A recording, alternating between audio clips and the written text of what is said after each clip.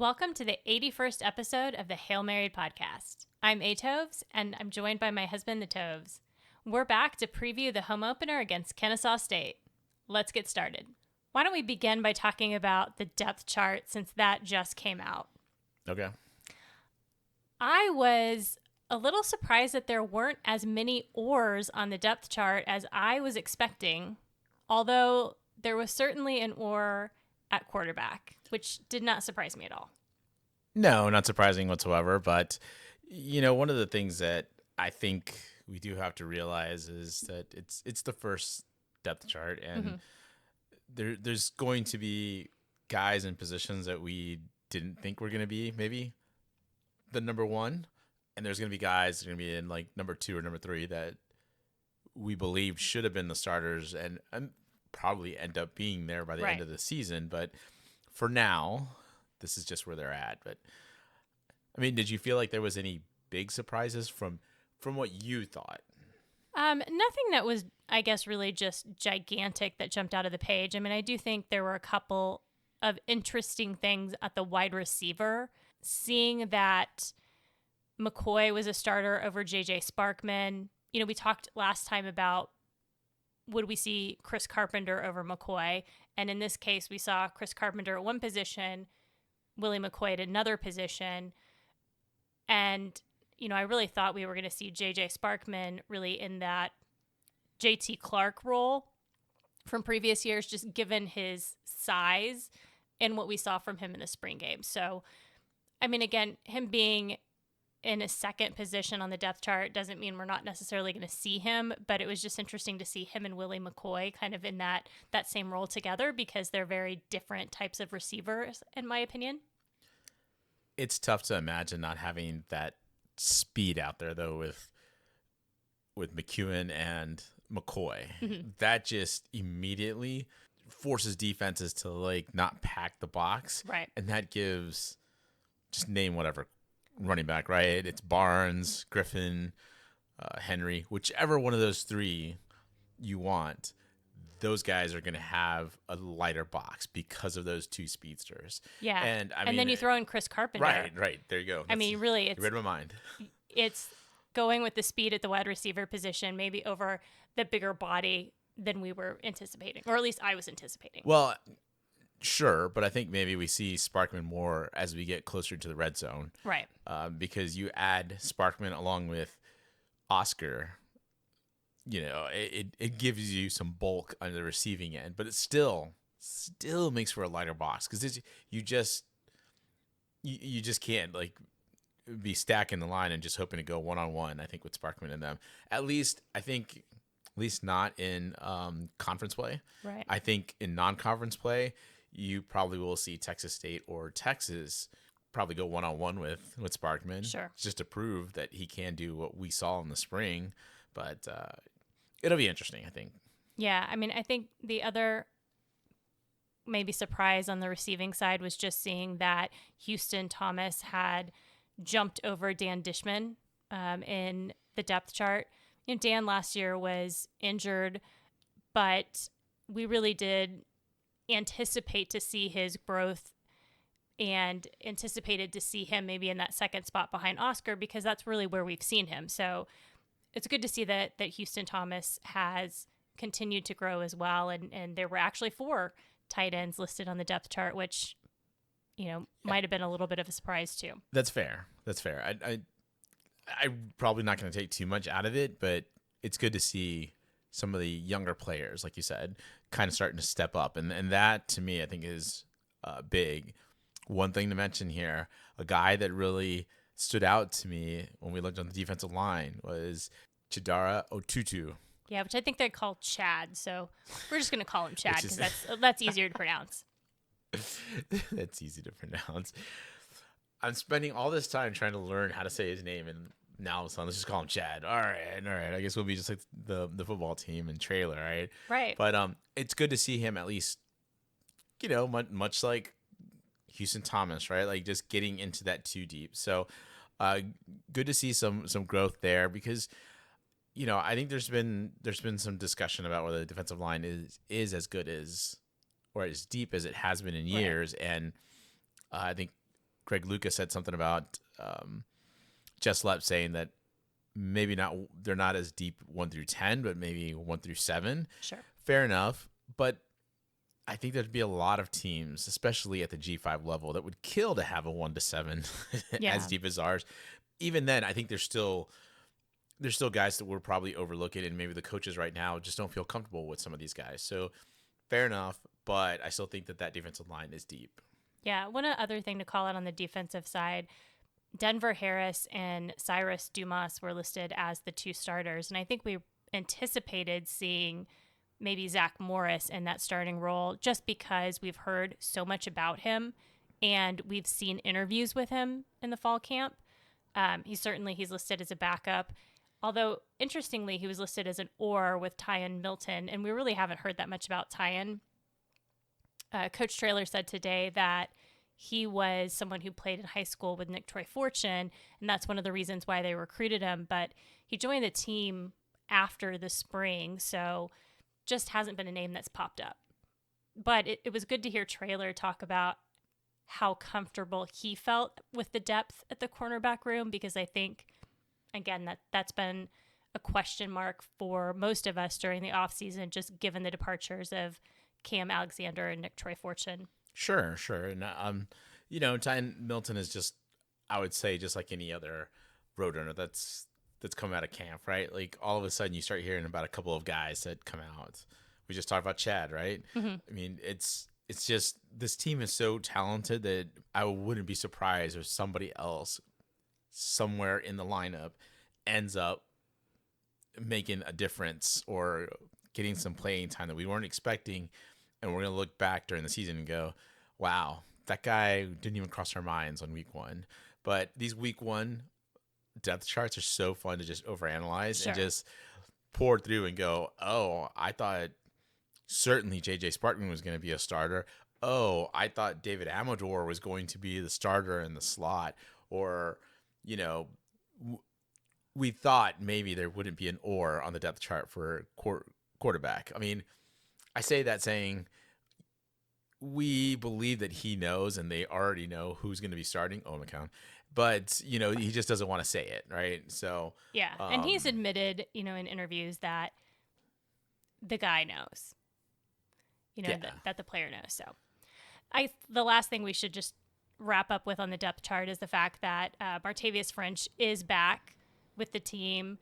He was back in the starting lineup, although Traylor mentioned that because he missed most of the fall camp, he might not be playing as much just because of conditioning.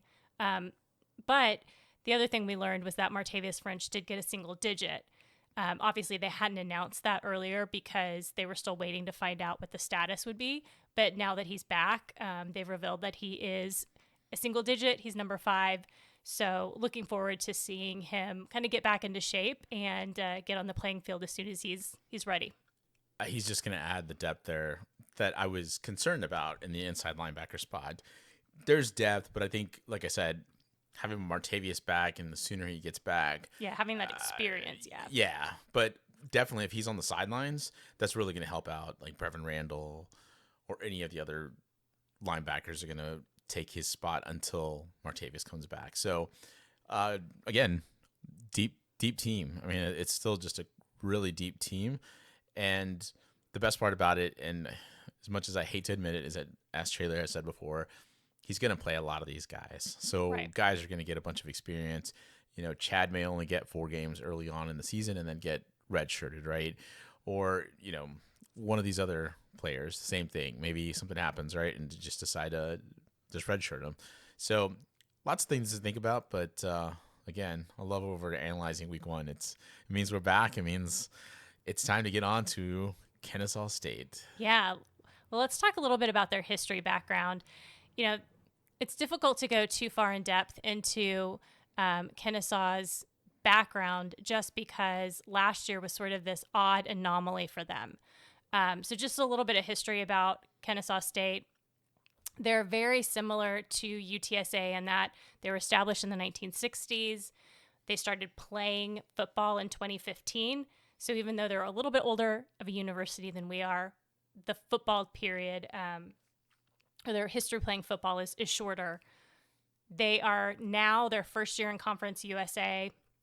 And so the reason we say it's a little bit of an anomaly last year is because they knew that they were going to be coming into Conference USA this year, playing a full FBS schedule. So last year, they were struggling as an independent to schedule opponents, to kind of figure out how they were going to handle the season. So they ended up redshirting a significant portion of their players. Traylor said it was something like 75%. I don't know if that percentage is accurate or not, but Right. nonetheless, we know they redshirted a very large portion of their team and essentially punted on the season, if you will. So it's hard to look back and see what they did last year and try to draw conclusions about what they're going to look like in game one. Yeah, there was a lot of their highlights from last year that just trying to dive deep into them, you can't find much of it. And those highlights were still against, I'd say, competition that was well below them. Right. It's kind of like when UTSA started out and played in their very first homecoming game, Bacone College, which I don't think has a football team anymore. Like, Yeah, who knows? Yeah, I mean, it was a team that they just were able to get on the schedule and be able to play, right? And that's really the thing here with Kennesaw State is that, as much as we dove into it and tried to look for players, even in the previews, these guys aren't on the initial too deep. So, I mean, good for them that they were able to either find some players to come in and kind of take some of these spots. But on the other hand, I just question where they're at.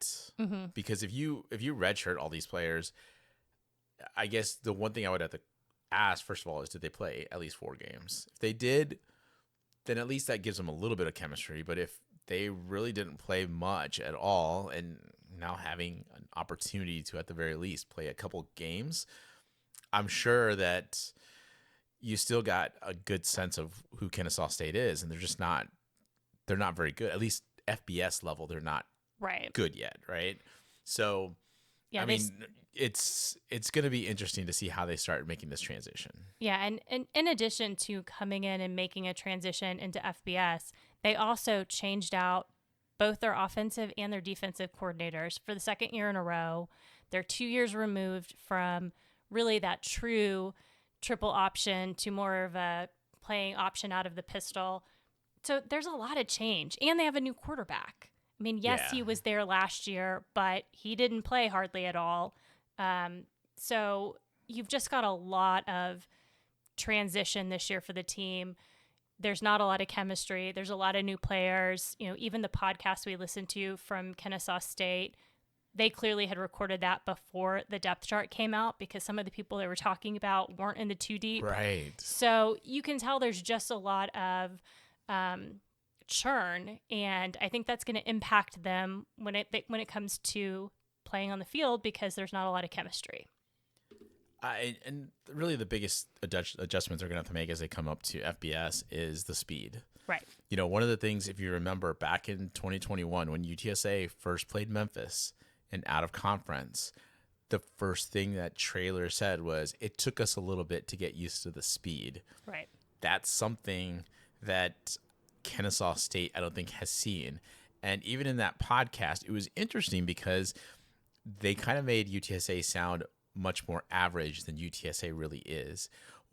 I don't think they realize just how good UTSA is. UTSA is seen as one of the best G5 teams. Last season, Kennesaw State played Sam Houston State, who was making the transition from FCS to FBS, who is now going to be their future conference opponent in Conference USA. And it was a close game, but Sam Houston was not good at all last season. At least the first 8 or so games, they got trounced a few times. So, I mean, I think that's the biggest adjustment. We saw it when UTSA was transitioning from FCS to FBS. Right. We're just chasing guys downfield in the secondary, right? And it took us a while before we got cornerbacks that could stick with some of the fast guys in FBS. So, I mean, it's going to be a challenge for Kennesaw State. So let's start talking about their offense. Again, we don't have much video. We don't have a lot going on. But you start out with their senior running back, Michael Benefield. He's 5'7", quite small. He led the team in rushing. Obviously, remember, they only played like 9 games. So he had 546 yards rushing. He rushed for 6 touchdowns and averaged about 6.3 yards per carry.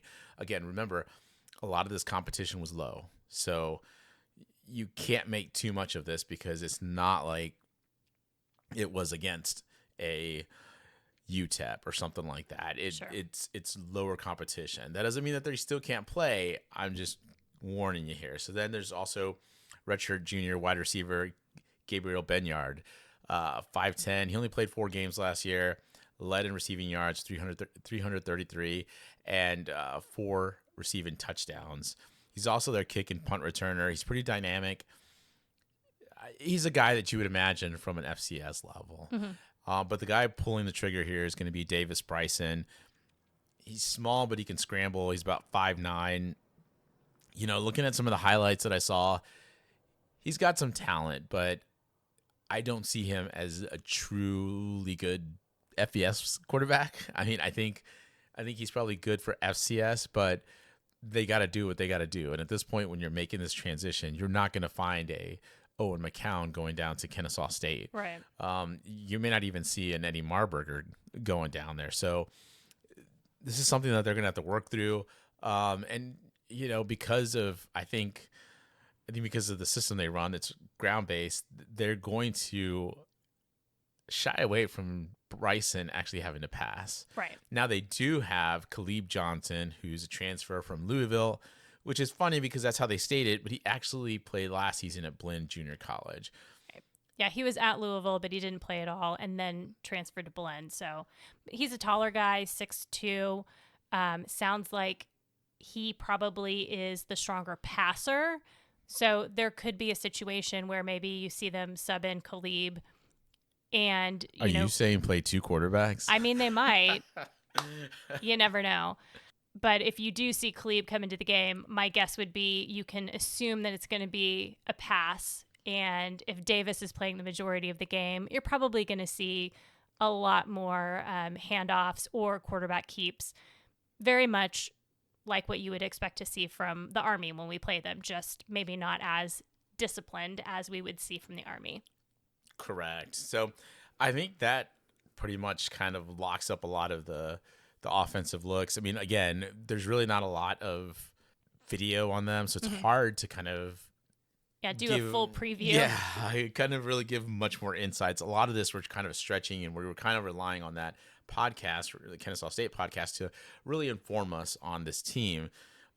That's not to say, though, that there aren't some talent, but I think the talent really is on the defensive side, where you have Greg Harris, who is an internal promotion. He's a new defensive coordinator. I mean, basically, you're just having the same. It's kind of like UTSA when they switched offensive coordinators. You might get some tweaks here or there, but for the most part, they're running the same system, and they run a 3-3-5 under Greg Harris.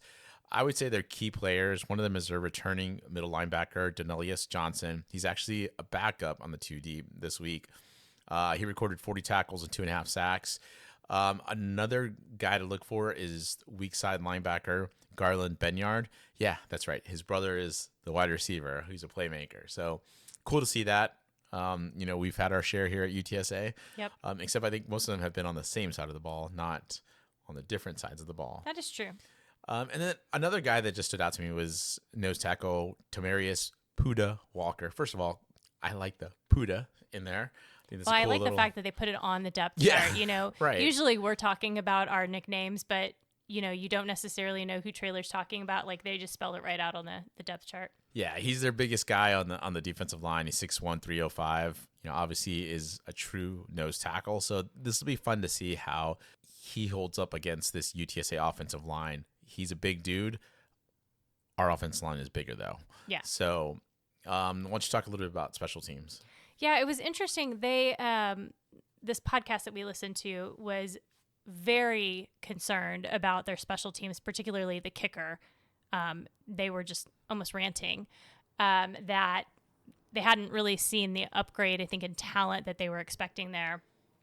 It looks like the 2 kickers that are on the 2 deep are transfers. Both are new and have little to no playing experience where they came from. So I would say we shouldn't be looking for them to kick a lot of field goals. They're probably going to go for it if they're in a close fourth down situation. Apparently, the kicker, who I think is the starter, missed a 29-yard field goal at the spring game. So sounds like they're inconsistent. You know, again, it's hard to judge what these kickers are going to look like when they really don't even have any playing experience from their previous schools. But again, I don't know that there's a whole lot of confidence and experience in this unit. Yeah, I mean, again, it kind of reminds me of those Wilson years when we had a pretty good punter, but the kicker kind of seemed shaky. Yeah. Until we got Sackett. Mm-hmm. Yeah, that 2016 season was just a rough year for our kickers. And, again, you're making the transition, so you're trying to get consistent players all over the field. And as you see here, big gap here in terms of special teams. Let's go to the keys to victory. At least on offense, I think control the line of scrimmage. This is a sort of undersized defensive line. And I think you don't want to overlook Kennesaw State, but I do believe that you should be able to, at the very least, manhandle that defensive line and essentially blow them off the ball some more. And I think we're going to see plenty of runs early on, but I also think that another key is to just ease Owen into the game with some easy passes, right? Or Eddie, if it's Eddie that he trots out. I'm just playing It's the Warrior Owen. game, right? Sure. But I think it's, obviously I believe it's going to be Owen, and I think just kind of easing him in there. Now, some of the Justin Burke apologists will say, oh, perfect time to start doing some of these little wide receiver screens. That's not the type of pass I'm talking about. I'm talking about some, quick slants, some of this easy, kind of out passes or out pattern passes to say Oscar, something that just gets him comfortable back there. For as much as we've been talking about Kennesaw State maybe not being as strong, remember their defense was pretty good. So I think that they're going to be better on the defensive end than I think we give them credit for, but it's going to be the offense that costs them. So let's talk about our defensive keys to victory. And I'd say stay disciplined defending the option. That's easier said than done. Traylor brought it up today. He's like, 10 guys fulfilled their assignment. One guy didn't. Quarterback went, essentially the scout quarterback. Yeah, took it to the house. I don't think that's anything to worry about. I believe that whoever's playing the scout team quarterback probably is faster than Davis Bryson. But even then, you do have to stay disciplined. And it's going to be something that even though he brought it up like that, that over and over they're drilling how to stay in this, stay disciplined. I would say the other defensive key is don't overlook Davis Bryson or Michael Benefield. Even though they may not look impressive because they're small, maybe they're not as fast as normal competition, the biggest takeaway here is if you're not disciplined in defending the option and you overlook Davis Bryson and Michael Benefield, Kennesaw State stays on the field longer. And you just don't want them to get on such a roll that before you know it, you're kind of backpedaling. Right. And yeah, it just doesn't make for a good recipe. So yeah, we don't want to see a repeat of what we saw a few years ago with Texas Southern, where it seemed like we kind of took our foot off the gas a little bit and maybe underestimated them, and that game was closer than it needed to be in the beginning. So it's a good call out. Yeah. All right, let's do our Hail Mary predictions of the game. I'm going to go first. Look, Kennesaw's in their first season here in the FBS, technically, and simply put, UTSA is bigger, faster, and stronger. When UTSA was a young program, it was just rough to watch at times as we made that transition because we were playing well against some teams on the lower FBS teams, but against the better FBS teams, we were getting smoked, and we were getting smoked early.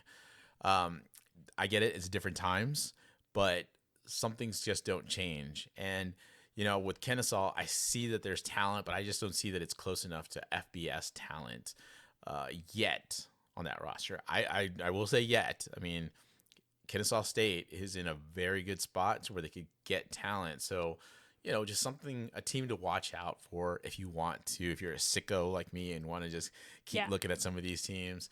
I just don't see that they're going to be ready to pull an upset with the lack of talent that they have. That doesn't mean they won't give us a run for our money, but it's just where we're at.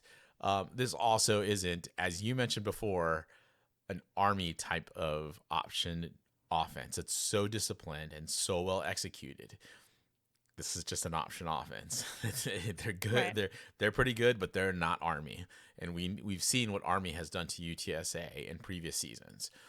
I think UTSA has a depth and just enough of a chip on their shoulder because of the hype that they've gotten, and because a lot of these guys want to prove to Traylor that they should be on the field come next week against Texas State, that this game can get a little ugly. Give me UTSA 45-13 over the Owls. All right. Again, I think it's important not to overlook Kennesaw State. We've talked a lot about their weaknesses and this podcast, probably a lot more than their strengths. Yeah. But again, this is a team that's excited about making the move into FBS. They're hungry. They would love nothing more than to come here and upset UTSA.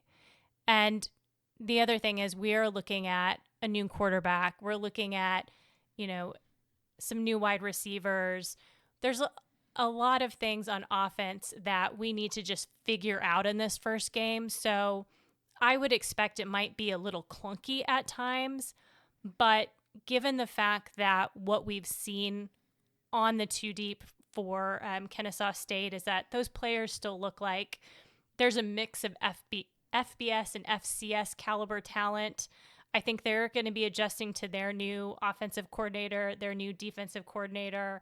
I think they're going to ultimately get overwhelmed by our talent, our size, and our speed at UTSA. And while Traylor will play a large number of players, probably try some things out that he might not typically do in a first game if this was like Houston, for example. Ultimately, I think that UTSA will win. And I think it'll be one of those games where we'll win by a large margin. So give me UTSA 38-14. Before we go, let's talk a little bit about UTSA soccer. All right, yeah. One of my favorite times to be talking about some soccer. The team is 3-1. They beat Navy in the first game, 2-1, with Zoe May and Cameron Cloza providing the scores. Then they beat UIW at Toyota Field. Olivia Alvarez with a penalty kick. And then Sunday, they beat St. Mary's 1-0, a goal by Izzy Lane. It was kind of weird because it felt like it was more of an exhibition, but, we'll get to that in a little bit. Now, we did lose last Thursday to Texas State in San Marcos 1-0. That one could have gotten uglier, I think, because of the fact that there was a red card given to Jordan Highland. And a yellow card to Sophie Morin too. So Sophie's a walking yellow card, honestly. Well, that's true, but certainly don't want to see a yellow and a red in the same game. Right, and by the time, so them going down to 10 players and having to take on Texas State, having their 11 players, the fact that they didn't give up another goal was just fantastic. It says a lot about this UTSA team, but let me give you some takeaways from the first 4 games that I've seen so far. Team changes its shape because they normally lined up like in a 4-4-2, but it looks like there's an injury to Sabrina Hillier, which we'll talk about in a second, and he's switched to a 3-5-2. That means that there's 3 defenders back there. It's been Sasha Dade on the left-hand side, sort of brought in further than she's usually on the outside. But here she's brought in to a little, I guess, pinching a little closer inside. Cameron Cloza is in the middle. And then on the right side, pinching in, was Haley Lopez. So it's kind of interesting. I haven't heard anything about the Hillier injury, but overall, even without her, there's been a good defensive efforts, but they're still struggling on offense. And a lot of it has to do with the midfield. It's been inconsistent.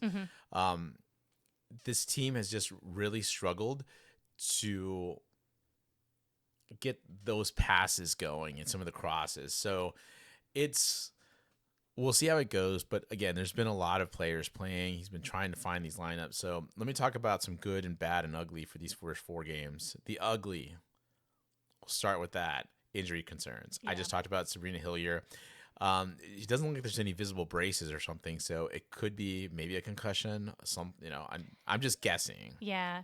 I mean, obviously, the one that we saw and that certainly looks really concerning is Haley Lopez.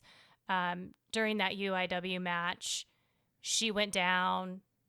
She kind of tried to get up and then she went down again and ended up having to be helped off the field. Looked like she was in a lot of pain.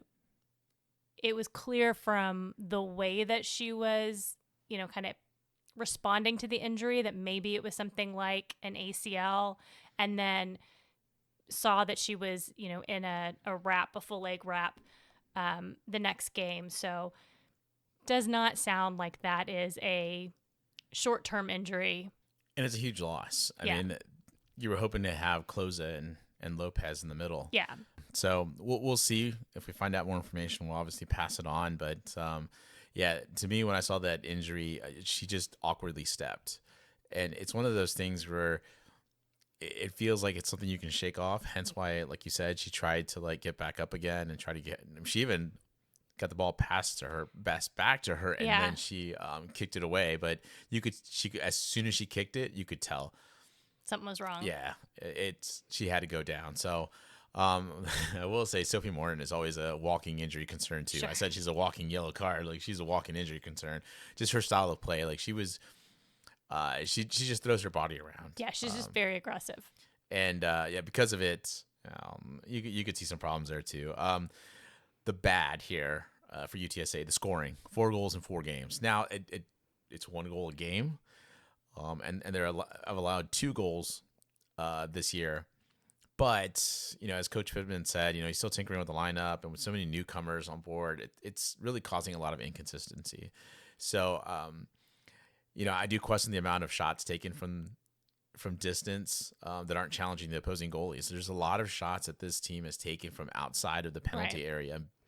But they're just well over the goal.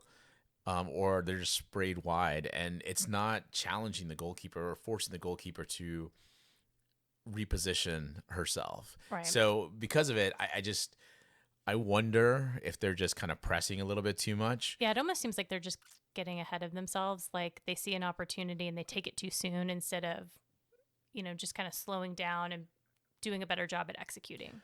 Some of it could also be, and I think they also got freaked out, I think, by UIW, and actually each one of these teams has kind of brought back more defensive players or dropped some defensive players back further. And I think it's thrown UTSA off at times, but it's one of those things where they just have to work through it. They have to pass the ball around a little better in midfield. And like I said, since it's been inconsistent, since that group has been inconsistent, it makes it much more difficult for this team to create more legitimate scoring chances. Now, the other thing is these crosses have also been concerning. Like you mentioned, they get a little ahead of themselves. Our outside midfielders, Olivia Alvarez and Michelle Polo, have been on the outside, but when they also have their replacements come in, outside of Olivia Alvarez, the other players have made a nice move, and the crowd oohs and ahs because defenders go flying by, but then the cross leaves a lot to be desired. Like they make the kick, so they either take a shot and it's not a great shot, or they cross the ball and it's just nowhere close to a UTSA player, or even well enough ahead or pass ahead for a UTSA player to really get on it. So to me, I think it's a little frustrating because Coach Pittman has talked about, like, they worked a lot on that, or worked a lot on those crosses and some of their movement. So something that kind of, I wouldn't expect that it's going to be a problem the whole year, but right now I keep it in the bad because it's just something that they need to keep working through, because Sure, they're going to have to work on it when they get to conference play, because that level of talent is going to be a lot higher. Yeah, absolutely. So, let's get to the good, though. The newcomers making an impact. Zoe May holy cow, she's been a defensive midfielder, and she gets, if you're watching the game on ESPN Plus, they make her seem like she's in the middle in the back, like a central defender like Haley Lopez and Cameron Cloza are, but she's not. She's actually roaming it further. And so she's just a midfielder that gets dropped further back. And she's doing a very good job of cutting off passes. And her defense has been really good. Her offense has been just as good. She scored off a set piece against Navy. So, obviously good there. The other one is Cameron Cloza. Okay, Yeah. that name sounds familiar, obviously. Unlike her sister, Kendall was more of a free kick taker. Cam, though, scored off of a beautiful set piece play that UTSA pulled off against Navy, where she went straight down the middle of the field and in the penalty area after a cross, a beautiful cross from Olivia Alvarez, slammed that ball with a header, slammed a header into the goal, back of the net. So I will get my my mouth out of these tongue twisters, but it really was a fantastic goal. It was a beautiful play, and that's the type of thing that I want to see, that chemistry continue to build for this team, because I think they've got it in them. The only other thing I could say is that Izzy Lane has been impressive to me as a forward. Right. She's been moving really well off the ball. The midfield just has to find a way to get her the ball so that she can help kind of move the ball forward. But she's getting around some of these defenders. She's got the speed. I noticed it quite a few times against Texas State where she got behind the defense. Now she needs to be better at finishing, but she really hasn't had as many chances, I think I would lead you to believe, though that finish against St. Mary's was clinical. It was a strong finish. It was a strong strike of the ball, and she let it be known that she's going to be the forward. Now, I'd like to see her and Macy Geltmeyer be paired together up front. But right now it looks like it's Jordan Walker and others that are rotating opposite her, and Macy comes in for Izzy. So we'll see if Coach listens to this and says, "Oh, maybe I will change that." No, he won't. But he won't make those changes. But let's hope he does. But I mean, I think there's just a lot of good things here coming from these newcomers, like Riley Lowe. She came in for Haley against Navy late in the game, and I told you, she seems a little lost at first, but when she came in against UIW, and ever since then, she's been incredibly solid. And honestly, I shouldn't say incredibly solid. She's been really good. She's played well. She's made some long services. I just, because they only have 3 defenders playing, Sasha and Riley have not been able to push up. And I think that's what they're missing, a little bit of that sort of kind of different offensive look. So hopefully that kind of changes. But on the returners, I would say Olivia Alvarez has been as great as advertised. You can see why she's an all-conference, been on the watch list for the all-conference team, because she has been great. But it feels like as soon as she kind of whittles down a little bit and doesn't get the ball very long, all of a sudden UTSA starts having problems moving the ball offensively. Sasha Dade has been great on defense. Those 2 names right there, all conference performers, have been playing really well, as has Jasmine Kessler, to be honest with you. I know that she allowed, 2 goals here, but I don't know that there's really any goalkeeper that would have been able to stop any of those two shots that she allowed. So, unfortunate that she's allowed 2 goals to this point, but she's done really well back there. And, especially with some newcomers like Cameron Cloza, like there's going to be some time that they need to develop the chemistry. So next up for the team, Houston on Thursday.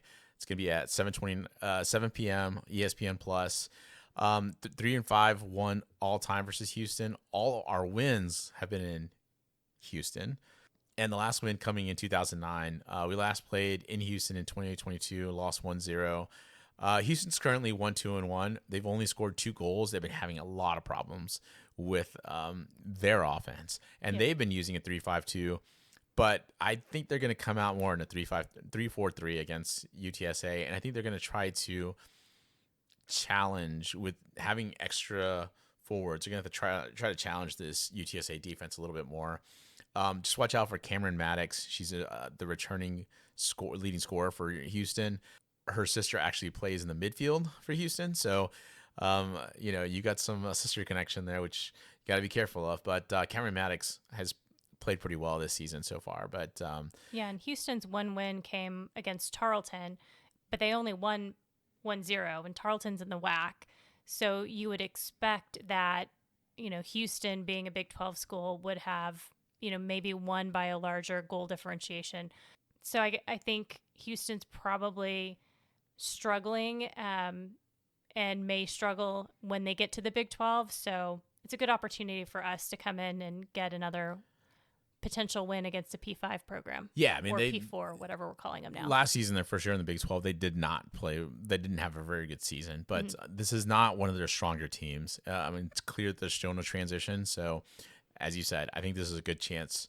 It's not as unevenly matched as I think it's been before. Right. Then at home on Sunday at 1 p.m. It's also going to be on ESPN Plus. Right now, it's at 1 p.m. Yeah, I'm guessing that might be a game that gets moved again based on the heat, but who knows? Yeah, it could be. What we didn't mention against St. Mary's, which was a sort of exhibition match, not exhibition match. It was actually moved from 1 o'clock to 7 o'clock. Player safety, stuff like that. All the heat. It was still hot, I think. Right. So you're playing a Colorado State team. Never played Colorado State. Coming off a pretty successful season where they lost in the Mountain West Conference Championship game. They're currently 2-1-1. They've scored 6 goals. They use what looks like a 3-6-1 formation. They've got a lot of returning players in midfield, so they just have jam packed their formation with all their midfielders in there. So I think that's going to cause some problems with this UTSA team.